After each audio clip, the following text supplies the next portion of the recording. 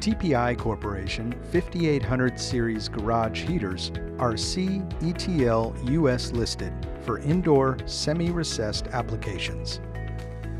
An internal fan provides an increase of fan-forced air to the desired location.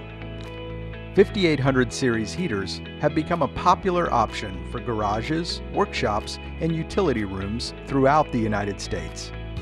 5800 series garage heaters are available in 240 or 208 volt with wattage ratings from 3000 to 4800 watts. Heaters feature a built-in bimetal double-pole thermostat that allows control ranges from 50 to 90 degrees Fahrenheit. Units come standard with a steel tubular heating element, manual reset, and pilot lights. With a weight of approximately 17 pounds, the 5800 series garage heater is easy to mount. An interchangeable wall or ceiling bracket is provided with each unit to allow for choice of mounting.